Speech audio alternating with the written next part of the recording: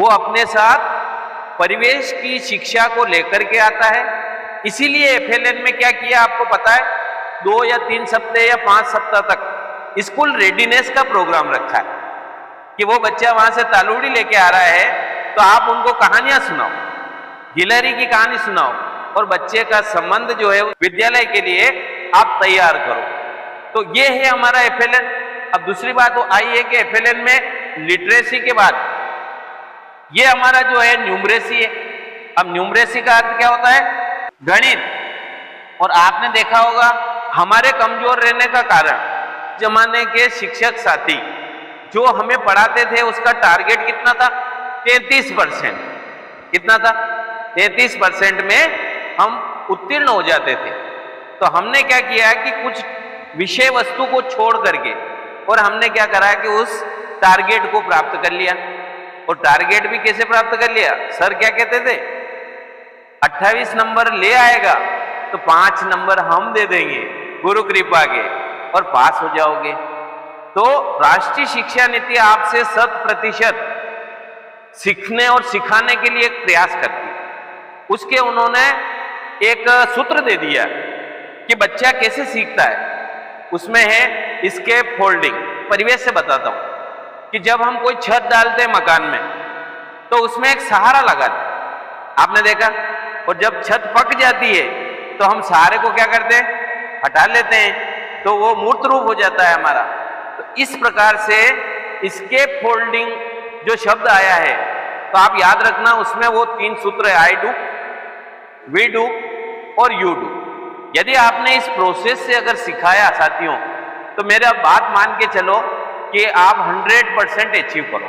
देखिए, एक शून्य लगाएंगे, अभी मत लगाएं आप, फिर इससे बड़ी शून्य लगाएंगे, फिर यहां से आप क्या करेंगे, ऐसा कर लेंगे, यहां से ऐसा कर लेंगे, यहां से डिजाइन ऐसे करके ऐसे दे देंगे और यहां पर एक शून्य और लगाएंगे, आदि ये कर लेंगे और यहां से ये कर लेंगे और इसमें लाइनें डाल देंगे और यहां से ये डाल बना देंगे, ये बनाया और यहां से पत्ती बना ली, ऐसी बना ली और ये बना लिया, ऐसे बना लिया और यहां से ऐसा करके ऐसा बना लिया। कितना समय लगा और एक चिड़िया पेड़ पर बैठी हुई बनी।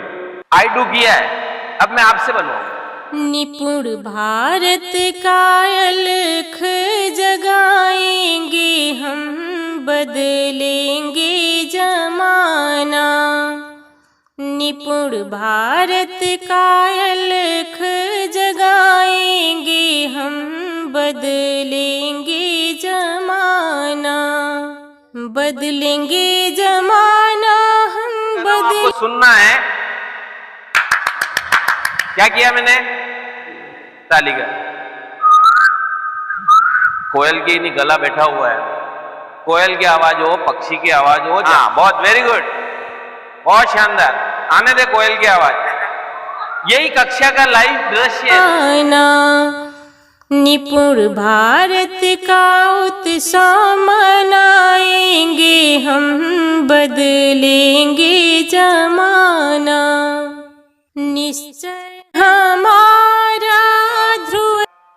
आज की अपन क्लास ले रहे हैं और उसमें अपना आज का चैप्टर है मैं हूँ नीम।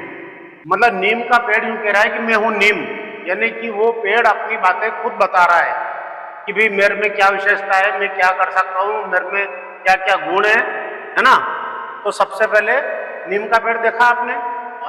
देखा, बिल्कुल देखा। हमने सभी गांव में पाया जाता है, सभी जगह पाया जाता है नीम का पेड़। तो पाठ योजना अपनी है नीम का पेड़, मैं हूँ नीम।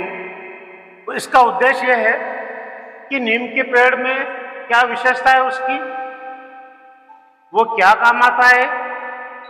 तो इसमें सबसे पहले आपको हम बता दें कि नीम का पेड़ औषधि गुणों से भरपूर होता है।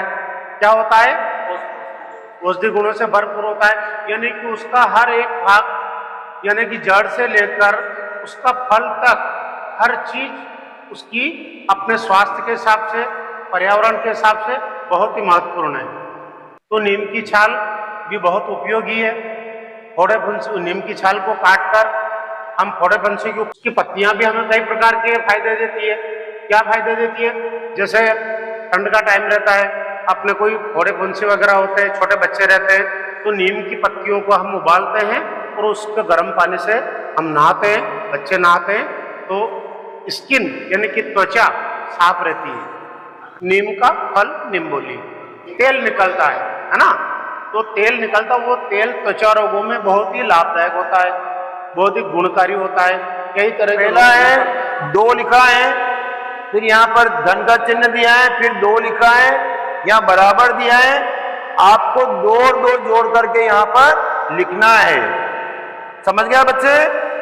फिर यहाँ पर देखेंगे 2 में धन का चिन्ह लगा है, फिर 1 जोड़ना है, बराबर के बाद में संख्या यहाँ पर लिखना है। बदली है हमने अपनी दिशाएं, मंजिल नहीं तय करके दिखाए, मंजिल नहीं तय करके दिखाए, शिक्षा की धारा बहाएंगे हम, बदलेंगे जमाना, धरती को स्वर्ग बनाएंगे हम, बदलेंगे जमाना, चमकेंगे बच्चे बनेंगे सितारा, चहकेंगे बच्चे बनेंगे सितारा,